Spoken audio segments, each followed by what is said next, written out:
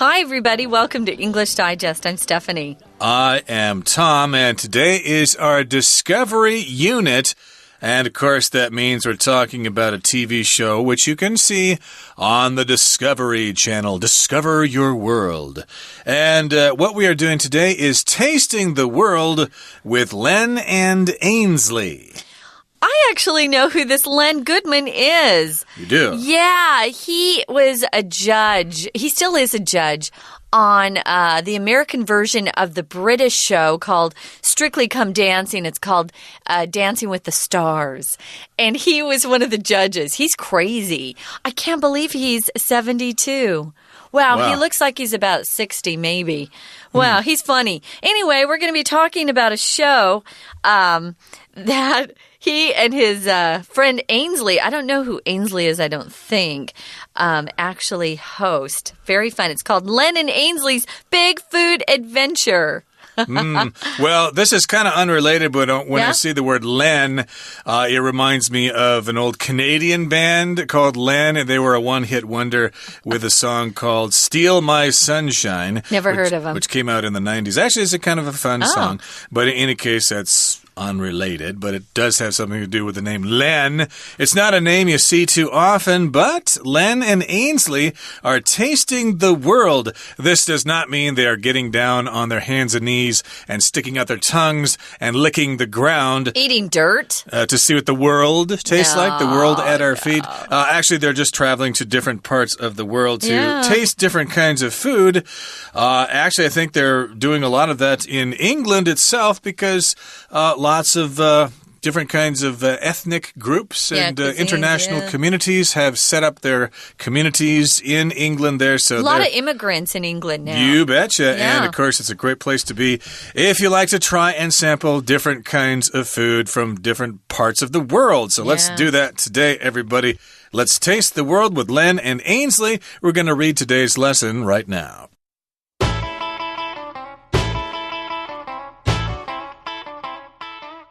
Dreams of fish and chips and hearty English breakfasts dance through Len Goodman's head. As he starts salivating, he wonders where he might find a proper steak and chips with fried onions for dinner. Unfortunately for Len, his good friend Ainsley Harriet, who happens to be a chef, has something a little different in store for him. Chinese food. Ainsley has a difficult task ahead. As convincing Len there's more to meals than traditional British pub fare will be no easy feat. As a judge on BBC One's Strictly Come Dancing, 72-year-old Len has had the opportunity to travel the world. In spite of his global excursions, Len's palate has remained firmly fixed on the dishes his grandma used to make for him. Ainsley's mission is to educate Len about the different ethnic cuisines that can be found in Britain's largest cities. That's why, this January on TLC's Len and Ainsley's Big Food Adventure, Ainsley and Len are taking a culinary road trip, on which they'll discover all the distinctive flavors the multicultural nation has to offer. Once their custom street food van is packed up and ready to go, Len and Ainsley are off to Manchester, which is home to one of the largest Chinese communities in the country. First up on the menu is dim sum, including steamed dumplings stuffed with prawns and bamboo, and chicken feet cooked in black bean sauce. Ainsley is surprised at how well Len takes to the dumplings, especially when he goes back for another serving. When it comes to the chicken feet, though, Len's holding fast to his rejection. Ainsley is quick to admit that chicken feet on the first leg of their trip might have been pushing it. Okay, everybody, let's go back to the very top of the article for today. Again, as January rolls along, we are going to be tasting the world with Len and Ainsley. Again, they are in the UK, the United Kingdom, And if you're there, you might have dreams of fish and chips, and also of hearty English breakfasts. They will dance through your head, or in this case, they are dancing through Len Goodman's head. So, of course, if you think about England, a very common kind of dish there is fish and chips. It's kind of like the English version of Americans' hamburgers or fried rice here in Taiwan or sushi in Japan or something. So this is kind of a national dish here, fish and chips. Also, you might have a hearty English breakfast. I'm not sure what would comprise an English breakfast, but if it's hearty, that means it's very cheerful and it makes you feel very good. It makes you feel it's a lot of food, Warm. And you feel full, and it's actually a pleasure to eat it. Oh, yeah. That sounds really good. Now, it says he starts salivating. To salivate means you look at food or you smell food and suddenly you get that water in your mouth, 流口水, and it's so fun. And you're just so excited to eat something tasty. So he starts salivating as he wonders where he might find a proper steak and chips with fried onions for dinner. That sounds like a completely British meal there. Doesn't sound very American. Proper is a word that the British like to use a lot, just to talk about just exactly right. Proper. Proper, right. Something prepared properly and not just from some cheap little diner at the side of the street or something. Yeah, where can I get a proper meal of steak and chips with some fried onions? That also sounds very tasty. Well, unfortunately for Len, his good friend Ainsley Harriet, who happens to be a chef, has something a little different in store for him. Chinese food. So he's thinking about his own homegrown food, maybe food that he's used to when growing up. And so he wants a fish and chips or steak and chips. But his friend Ainsley Harriet, she happens to be a chef. Happens to be just means it's kind of a coincidence. Gee, I wish I knew where there was a good restaurant. Well, I just happen to know that there's a good restaurant across the street. So she happens to be a chef. And she thinks, well, yeah, steak and chips is good, but we're going to have the world's best food, Chinese food. Yeah, I can use happens to in another example. For example, we use it sometimes when we bump into somebody or run into somebody. I was out shopping and I happened to run into Tom. I didn't expect it. We didn't plan it. It just happened. So it's kind of a coincidence. Or as my friend likes to say, a coinky-dink. Kind of a fun way to say coincidence. So she happens to be a chef and she's got a different plan in mind, a little something different in store for him, and that's Chinese food, which sounds really good. So Ainsley has a difficult task ahead as convincing or talking him into persuading Len that there's more to meals than just traditional British pub fare. Fare here doesn't mean money that you pay when you go on the bus or take the subway. It actually means food. So British love to eat these traditional British meals in their pubs. Usually when we go into a bar, we just drink. But their pubs are actual restaurants with just traditional meals like fish and chips, which are really good. So if you convince somebody, you use a lot of persuasion to talk them into something.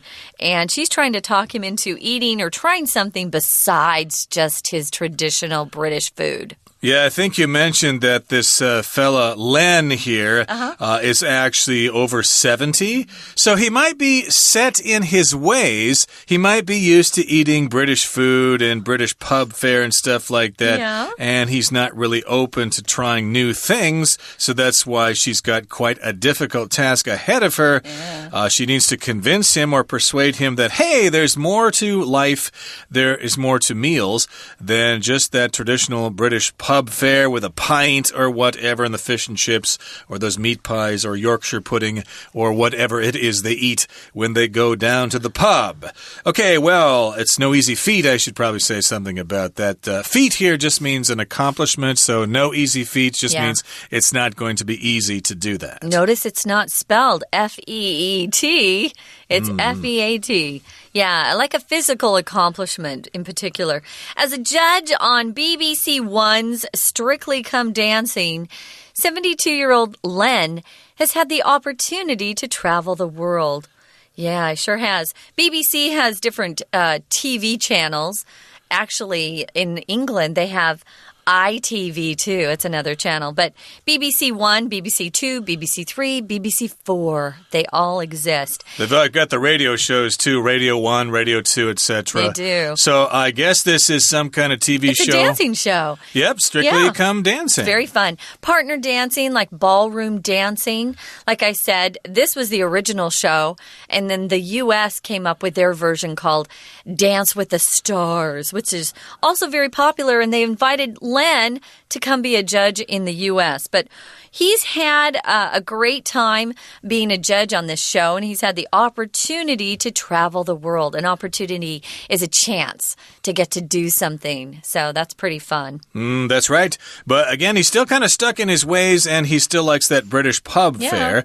But in spite of his global excursions, Len's palate has remained firmly fixed on the dishes his grandma used to make for him. I think we can all plead guilty to this because we kind of get used to the food that our parents cook for us, especially our mothers and our grandparents and stuff like that. So, yes, even though he's traveled the globe, global means having to do with the world. Global warming, for example, is a term that uses this as an adjective. An excursion just means a trip, basically somewhere. A short journey usually, but this fella has traveled all over the world. And if you're talking about your palate, well, technically, that's the top of your mouth, but here in this particular usage, it just means your appreciation of different kinds of food and taste and flavor and stuff like that. You have a very sophisticated palate, you could say. In other words, you like all kinds of food, but he's got kind of a limited palate. It's fixed on the dishes his grandma used to make for him when he was a little boy. I totally understand that. I feel the same way. I kind of get used to my own dishes that I like, and I don't always like to try new food. Right now, guys, we're going to listen to our Chinese teacher, and then we'll be back to continue talking about Len and Ainsley. Hi, everyone. My name is Jenny. 今天我们看的是第13单元。好，我们要介绍给大家一个节目，这个节目在 TLC 频道上面，它叫做美食通大冒险。当然，这是它中文的名称，它的英文名称叫什么呢？它叫 Len and Ainsley's Big Food Adventure。好，这里的标题就告诉你这两位主持人，一个是 Len， 另外一个是 Ainsley， 带你去尝试不同的食物。开头他就说这个人物呢是 Len， 也就是其中的主持人之一。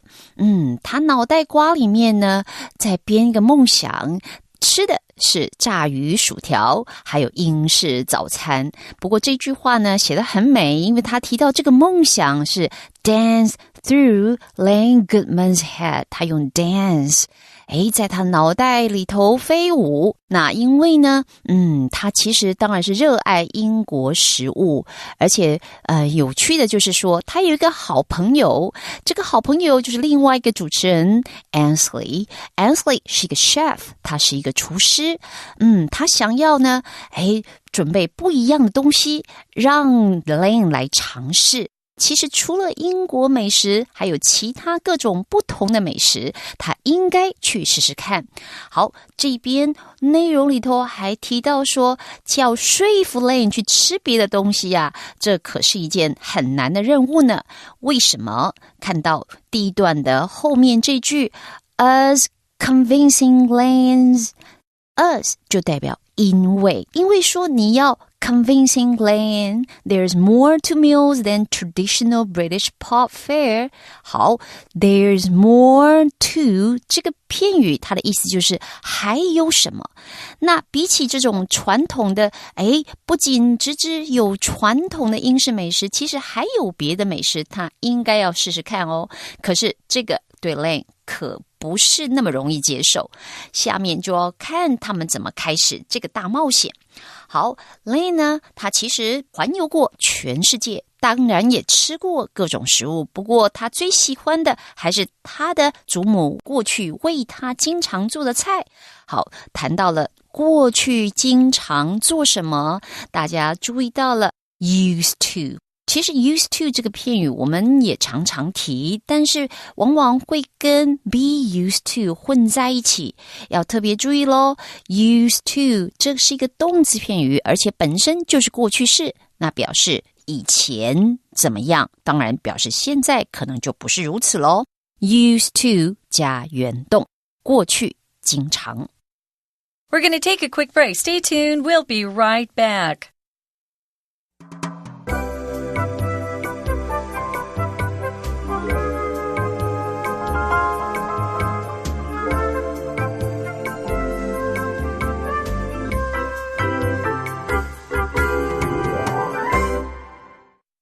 Okay, let's continue to talk about tasting the world with Len and Ainsley. And again, these are people in England. And of course, we've got Len there. He is a judge on Strictly Come Dancing. And then we've got this master chef by the name of Ainsley Harriott. Well, remember, he kind of is used to eating British food. Yeah. Who would blame him? It's a pretty good food. And Some of course, it is. I really don't know. But some of it's awful. Some people have told me, yeah, it's kind of hit or miss, you know. Yeah. But I'm sure you can find plenty of tasty things. But their fish and chips are great. I'm sure they are. But indeed, he's kind of set in his ways, so the chef needs to convince him to try other things. And her mission is to educate him about the different ethnic cuisines that can be found in Britain's largest cities. Yes, indeed, England is quite a diverse place with people immigrating there from different countries all over the world. And that's what the word ethnic has to do with. Ethnic is usually used together with group, an ethnic group. In this case, it's being used with cuisine. It just means having to do with some kind of population subgroup, okay? An ethnic group, like ethnic groups in the United States would include like the Mexican Americans, the Jewish Americans, Asians, etc. Indians. These are different ethnic groups, although you would not consider Caucasians as an ethnic group because they're usually considered like the mainstream American, but technically they are an ethnic group, but nobody really refers to them like that. Yeah, I would say if they're the majority population, they're definitely not the ethnic group. They're just kind of neutral, regular people. I guess we're boring. I don't know. I don't know. Whitewash, rinso white people, but in any case, here we've got these different ethnic cuisines, different kinds of food from different cultural groups in the big cities in England, like, of course, London and Manchester, Leeds, Birmingham, etc. And I think we're actually going to Manchester later in today's program. We are. Yeah. So that's why this January, it's coming up. We're in January right now, guys. TLC, the Travel Living Channel, is going to have a program called Len and Ainsley's Big Food Adventure. Sounds really fun. These two are going to take a culinary road trip on which they'll discover all the distinctive flavors the multicultural nation has to offer. So they're going to have a good time. I would love to go on this road trip. Although I'm sure Len's going to have to eat some food that he's a little unfamiliar with. He might be a little scared. Culinary here is an adjective, guys. It just means having to do with cooking. So culinary skills. I can't wait to try these culinary delights. You'll often see it like that. It just means related to food. And if something's distinctive, it's unique. It's not normal. It's not ordinary. It's got its own characteristics that are very different from other things. So you won't mistake it if you see it. I have a friend who has a distinctive laugh. When you hear that laugh, you know it's definitely her. It's not anybody else because it's so weird. Are you talking about yourself? Because your laugh is kind of like... That's kind of your distinctive laugh. I have a different laugh, really? Whenever I hear you coming from blocks away, I know it's you because you have a very... That's it. That's a very distinctive laugh that no one else has. But yeah, I could say, for example, that it's unique, special, and I'm thinking about, like, say, some of the local cuisines here in Taiwan.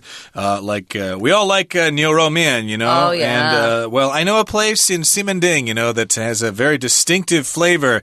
It's good, but it's it's also a very special flavor that you're not going to find anyplace else. The flavor is very distinctive. Or that powder that they put on the paigu when they cook it. They sprinkle this powder that no other country sells. I've never had that scent, that smell anywhere else. So that's distinctive, something that's unique to the place or the person. Let's go on to the next paragraph. It talks about once their custom street food van is packed up and ready to go, they're off to the city of Manchester, which is home to one of the largest Chinese communities in the country. Usually there are ethnic groups that kind of group together. They want to live in the same neighborhood because, sometimes they'll have grocery stores that'll sell their kind of food that's imported. Kind of fun. I know in my city where I grew up, Mesa, there's a little part of Mesa, Arizona that has a Taiwanese ethnic group. And it's fun. Now that I know they're there, I can go and buy some things in their little grocery store.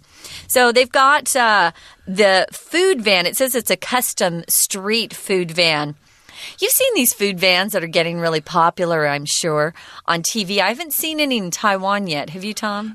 Somebody posted something on Facebook last week about a food van showing up in the eastern district of Taipei here, so maybe it's going to catch on. But evidently these food trucks or food vans are very popular in the States. They're all the rage, I understand. So people come out of their offices at noontime and they look for these places and they serve all sorts of stuff. I hear that Austin, Texas is a great place for that. They've got great food trucks California, there. Indeed. But I did want to deal with this word community here. We've got a big Chinese community, and they don't necessarily live in the same area. They might just be living all throughout the city, but they are related. Located there, yeah. Yeah, they all kind of have that in common, so you could say that that is the Chinese community in Manchester, England. And first up on the menu is dim sum, which of course is Cantonese for dian xin in Mandarin. And this includes steamed dumplings stuffed with prawns and bamboo and chicken feet cooked in black bean sauce. Prawns are kind of like big shrimps, right? Yeah, that's what I say, big shrimp. So those are delicious. And you've got the chicken feet, which are very scary to foreigners. Like when I first saw them, I thought, oh my gosh, you want me to put that foot in my mouth? No. Kind of weird, but hey, we're eating chicken legs and chicken heads and chicken feathers. Yeah, we're just not used to it, right? We might as well have the feet, but yeah, we're not quite used to it yet. But these are some of the ingredients that you will find in steamed dumplings. And Ainsley, again, she's the chef. She is surprised at how well Len takes to the dumplings, especially when he goes back for another serving. We could also say he's going back for seconds. That's right. Another serving. He likes the serving that he had. A serving, of course, is a portion of food that you have, and sometimes the servings are small, sometimes they're big. I've heard that people say that, wow, the servings in American restaurants are huge. No wonder they are so overweight. Yeah, the serving sizes are really big. I've noticed the serving sizes here are much smaller. So you can have one serving, two servings, three servings. If you're a boy, especially a teenage boy, you want to eat a lot. If you take to something, guys, it means you start to really like it. You can take to food. You can take to a friend. You can take to an animal. Or if you get a new pet, maybe he really is shy at first and then he starts to like you. He's taking to you. Oh, he's taken to you. Oh, that's nice. So he feels good, is familiar, likes you.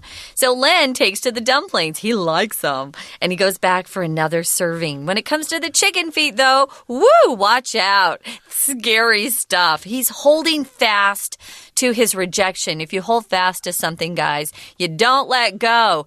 And he's rejected or refused to eat the chicken feet. Right. They offered him some chicken feet. Would you like some chicken feet? He said, well, thanks, but no thanks. You could also say, sorry, pass. I'm not going to have those. That's a little unusual. So that is his rejection, which is when you say no. Rejection. Lots of guys are afraid to ask girls out on a date because they're afraid afraid of rejection. And the last sentence in our article says, Ainsley is quick to admit that chicken feet on the first leg of their trip might have been pushing it. So she admits this, it was easy enough to get him to eat dim sum, but I was pushing it when I tried to get him to eat the chicken feet. That was going too far. Going too far. If you push it, it means you're putting too much pressure on somebody, or maybe even yourself. I was running the other day, and I really was pushing it when I tried to go 6 miles instead of just 2. Ooh, and you were probably very sore the next day as a result. Yeah. Okay, guys, one more time. We're going to listen to our Chinese teacher, and then we'll wrap up. 好，我们继续来看这篇文章。这两位主持人 Len 跟 Ainsley。Ainsley 他做什么呢？他当然就是要教育 Len， 告诉他有不同的 ethnic cuisines。注意到 ethnic 代表民族的，各种民族的美食。首先他们要试什么呢？他们当然要进行一趟公路之旅。这个公路之旅看到后面这边句构上有一点点比较特殊的，就是他们提到这个 road trip， 然后逗点后面看到了 on which they will discover all the distinctive flavors。 好，看到这边的 on， 我们晓得介系词的 on 它接着一个关系代名词的时候，就要思考一下为什么需要有这个介系词。其实因为这边的关代 which 指的就是前面说的 road trip， 这个公路旅行。那在这趟公路旅行里面，所以你本来后面这个子句关系子句里头就有一个 on 的介系词，表示 they will discover all the distinct flavors on this trip。 所以你把介系词移到了关代 which 之前，就变成现在你看到的这样的结构。下面呢，他们要进行旅行，首先要看到他们有一辆定制的街头餐车，这个 custom 放在 street food van 之前是特制的。坐着这辆车，他们呢决定到 Manchester。 英国这个 Manchester 这个城市有很多的华人，所以我们晓得他第一站想要尝试的食物其实是中国的美食。好，那他们到这家店里面吃他的 dim sum。 我们知道 dim sum 是广式点心，那在这里吃的有很好吃的 chicken feet。 对我们来说了chicken feet 是鸡的脚。那这边的 chicken feet 后面说到 cooked in black bean sauce。 好，首先呢就这个食物来看，这是用黑骨汁去熬煮的鸡脚。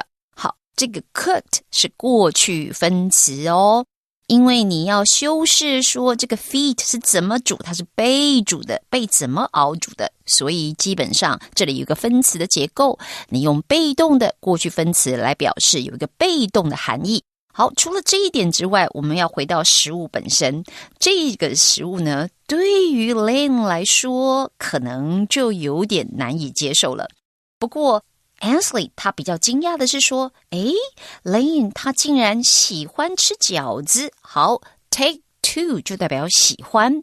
但是呢另外有一点是刚刚说到的 chicken feet， 他说 when it comes to the chicken feet， 注意到这个片语，其实这也不算片语，应该是说这个结构上这个是一个子句但是我们常把它当片语来看了。When it comes to 就表示一提到一说到，那有一点就是这个 to 它可是一个介系词的 to， 所以你后面应该要接的是名词。 OK， 我们今天的解释到这边结束，我们下一次见。That's it for today, everybody. Thank you for joining us. But if you want to talk some more about food, and I'm sure you do, then please join us again next time for another edition of Tasting the World with Len and Ainsley.Thank you for joining us, and please join us again next time. From all of us here at English Digest, I'm Tom. I'm Stephanie. Goodbye. Bye.